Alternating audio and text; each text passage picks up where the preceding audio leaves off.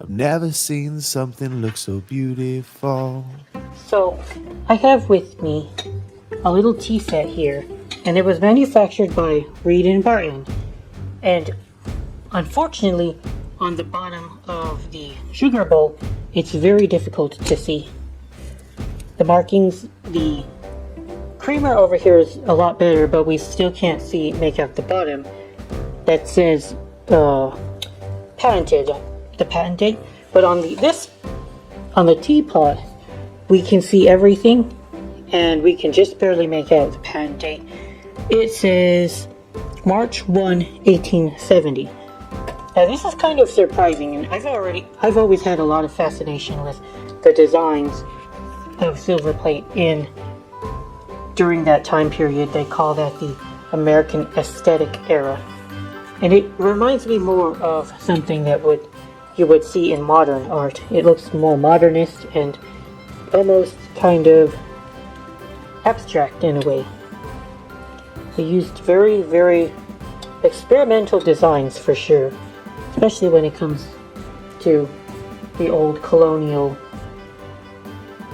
and Georgian styles that predated this era. You can always notice American silver definitely looked a lot different from this. Let's see, I like to look at Charleston silver sometimes. And I don't own any actual Charleston silver, but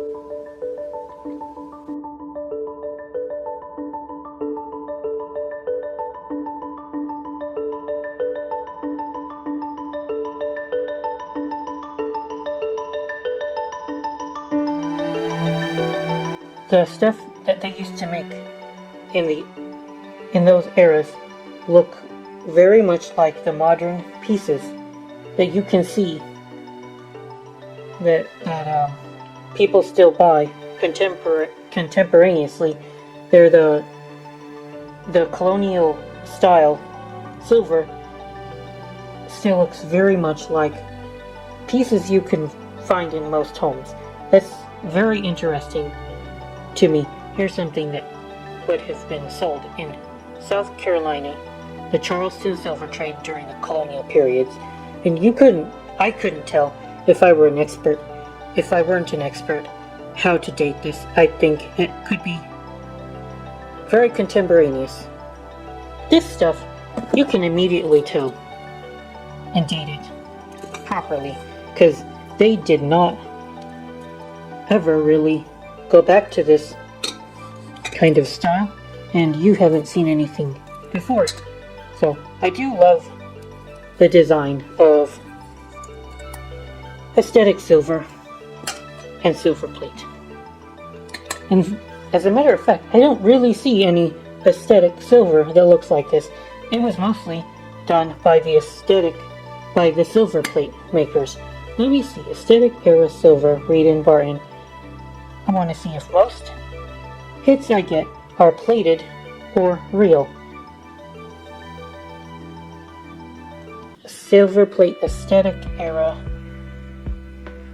Yes, they seemed to have made all of these great designs only in silver plate and didn't really make them out of the silver.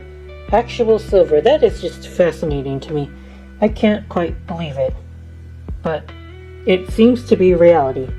So if you see pieces like this that are very, very blocky, geometric, long, thin handles, or feet. Oh, and I always get nervous when I see these pieces. Oh, at least the feet are reinforced and very well attached here. Otherwise, I would be very scared that it would fall off at any moment. Yeah, I can't quite believe it. Look at this. We have all this aesthetic era silver plate that exists still, but no silver that they made that look like this. Quite interesting, and I just don't know the reason. we can see the chasing here in the floral pattern, but a lot of the time they used animals, and they used really interesting, they took a lot of liberties with the finials, with the feet. This one obviously doesn't have a foot. Now we can see that this piece has a leaf that connected the handle. Oftentimes a finial would be an animal or an elaborate part of a plant. I don't quite see what this is. It looks like maybe a fruit hanging from a vine. Here's my favorite. One of my favorites, the pumpkins. They used the pumpkins a lot as a motif. Or that is a flower, huh? This isn't a pumpkin, that's a flower. But there is a pumpkin pattern called the Winthrop, and I don't know if that was aesthetic. Might have been a little later than that. Look at that. Oh wow, that. If you found something like this still existing today in good shape, you'll probably have to spend like $1,000 to get something like this, because people would have had to pay quite a bit more. This wasn't your ordinary silver plate.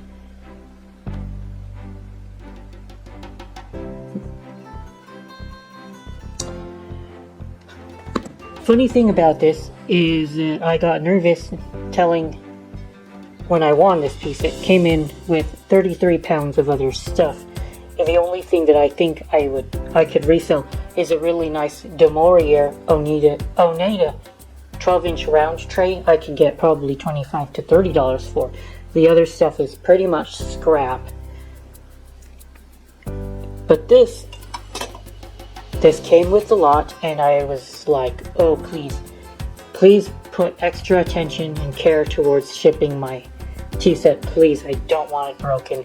I don't care about the other stuff. I didn't tell them that because I didn't want to see sloppiness, but I told them, please ship it to me well, and they delivered. They wrapped it up, and then sometimes, I've seen this but not as often anymore, it all shipped in a giant box, right? And it was about 20 inches by 20 inches by 20 inches.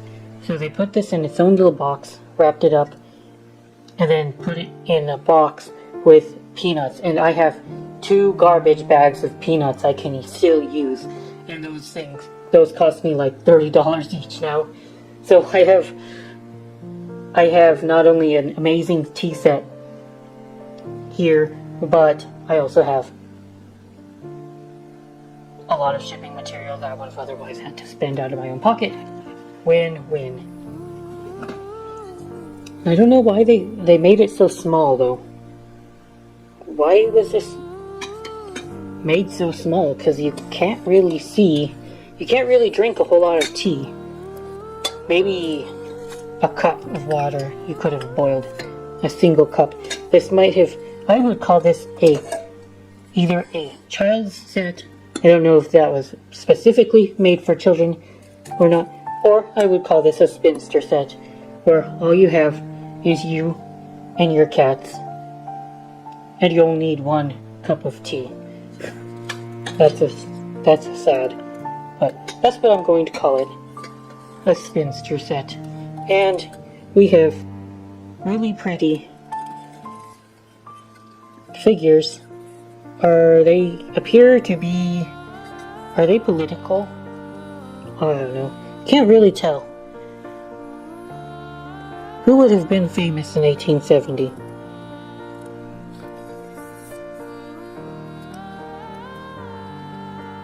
If this is supposed to be some kind of famous president or something, I just don't see it. Hard to tell. But anyway, how rare it is, I have no idea. How valuable it is, I have an idea. Maybe $150. This stuff is so underpriced, it's not even funny. Should be worth multiples more if it was up to me. But plating is lost on quite a few areas. Surprising that it's not quadruple plated. They only say that it's plated and manufactured and plated by Reed and Barton. Not in perfect condition, but again, it's worth. I mean, it's over 100 years old, probably.